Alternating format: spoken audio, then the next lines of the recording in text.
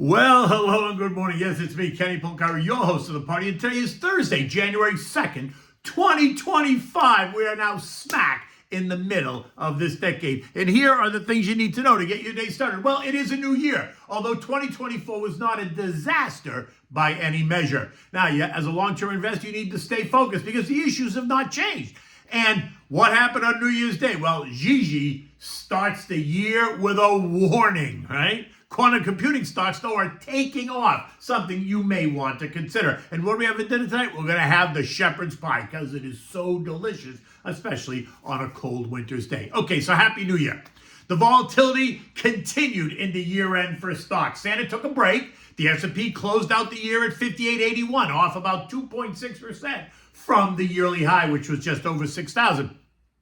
But in the end, it was a good year. For the day, the Dow closed down 30 points. The S&P lost 25. The Nasdaq lost 176. The Russell added 3 points. The transports added 9, while the equal-weighted S&P added 10. For the year, though, it would be hard to say that you're disappointed if you had a well-balanced, diversified portfolio. Why?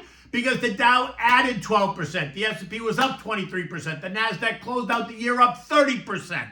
The Russell was up 11%. The transports were flat, while the equal-weighted S&P added 11%. For the record, here's how the 11 sectors performed. Communications led the pack, up 38%. Infotech up 35%. Consumer discretionary up 29%. Financials up 28%. Utilities, the most boring sector there is, added 19%. Industrials up 15%. Consumer staples up 12%. Energy was up 2%. Real estate was up 1.7%, healthcare was up 1%, and basic materials ended the year in negative territory, down 1.8%. There were clear individual large cap standouts in the crowd that excited investors all year. Palantir up 257%, Vistra up 257%, Nvidia up 171%, United Airlines up 135%, GEV up 131%. And there were some new names in the small cap space that are becoming increasingly interesting, but remaining very volatile. And those names include names in the quantum computing space, a sector that rose to prominence late in the year, but maybe is worth a look, right? Investors can easily access the space using the Defiance ETF QTUM, which was up 55% in 24. Individual names include RGTI up 1,800%, INOQ up 275, QUBT up 1,700%, along with a handful of others, with all the action happening in the last 12 weeks of the year as the chatter grew more mainstream. I was on the Big Money Show on Fox Business on Tuesday, and we discussed this very point. You can find that link in my letter. You can also find it posted on my Twitter at Kenny Polcari. So what else is interesting? Bitcoin was a winner, gaining 150% to end the year in the $95,000 range, while Ethereum gained 53%, ending the year in the $3,500 range. Both are expected to surge again this year as enthusiasts are excited about the potential opportunity that the new administration presents.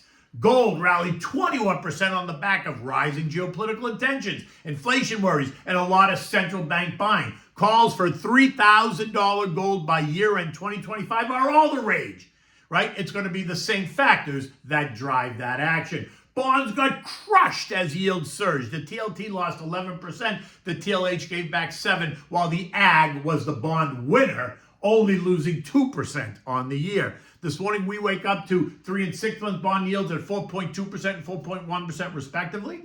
The 2 years yielding 4.2%, the 10 years yielding 4.53%, while the 30-year bond is yielding 4.75%. 12-month CDs are paying you 4 3/4. 30-year mortgage rates are back above 7%.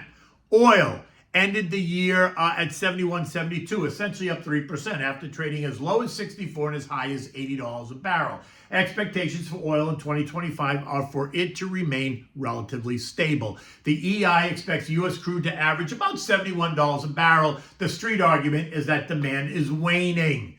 My argument is that demand is just fine. It's an oversupply issue, and it's the non-OPEC suppliers, the U.S. included, that are causing the Saudis to have heartburn. And if Trump keeps his promise, the U.S. will become the swing producer once again, and that will keep a lid on oil prices. U.S. futures are up this morning as the excitement for the new year takes root. Dow futures up 215 points. The S&P is up 35. The Nasdaq led by 175, and the Russell is up 15 points. It is the final 2 trading days of the 2024 holiday season, where many participants are still away from their desks. Remember, volumes will remain muted and moves will be exaggerated as the action is driven by the algorithms. Remember what I told you on Tuesday. The algos are programmed to react to breaches in price action or index levels. When they breach those prices to the downside, the selling intensifies, sending stocks even lower.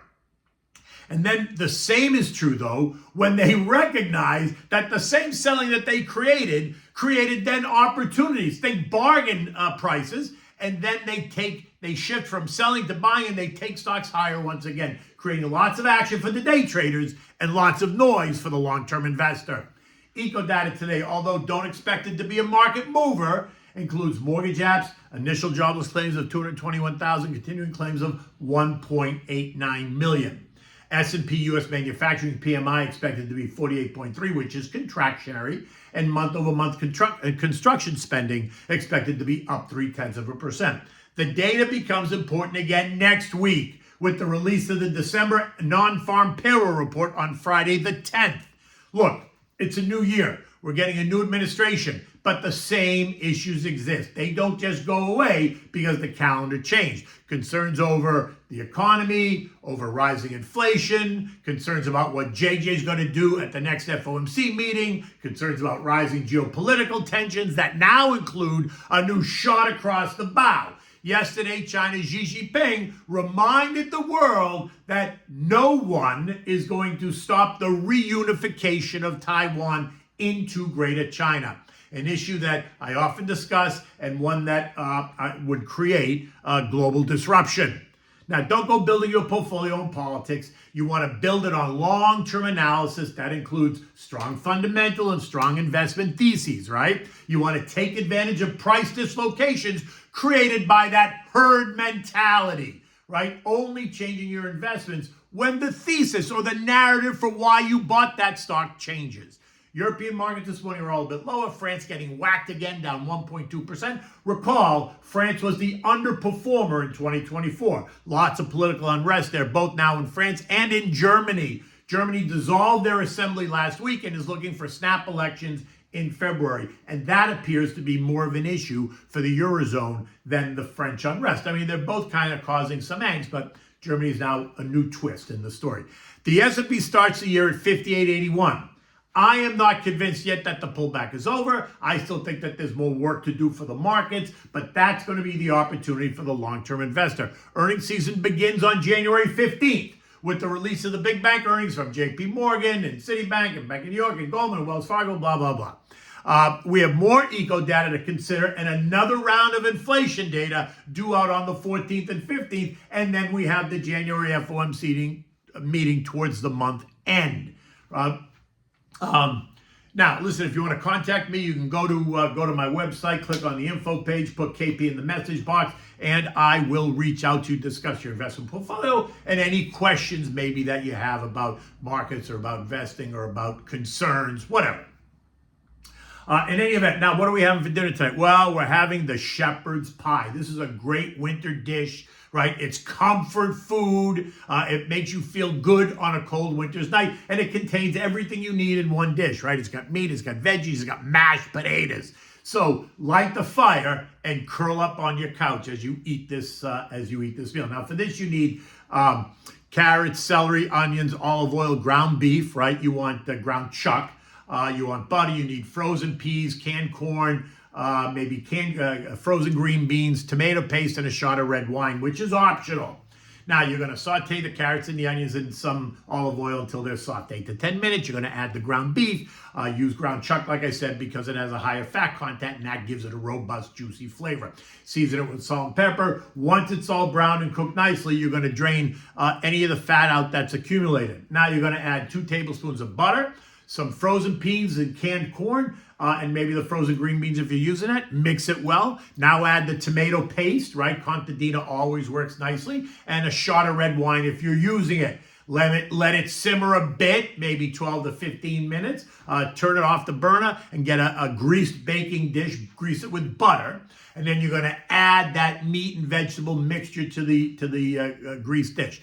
Now you're going to top this off with homemade mashed potatoes and then sprinkle some grated Parmigiano cheese on top. Put it in the oven and bake it for 20 minutes or so until the mash has like a golden brown tint on it. You want to cook it at like 350 degrees. When it's done, remove it from the oven. Let it stand for 5 minutes. You want to serve it on warm plates. Gather the family. Put on a nice family movie and enjoy your time together. I love this dish as the new year starts. It just, you know what? It just makes me feel all warm and cozy and comfortable on the inside. In any event, I am going on Mornings with Maria at 8:20, so I'll see you then, and I'll see you on Varney tomorrow. Until then, take good care.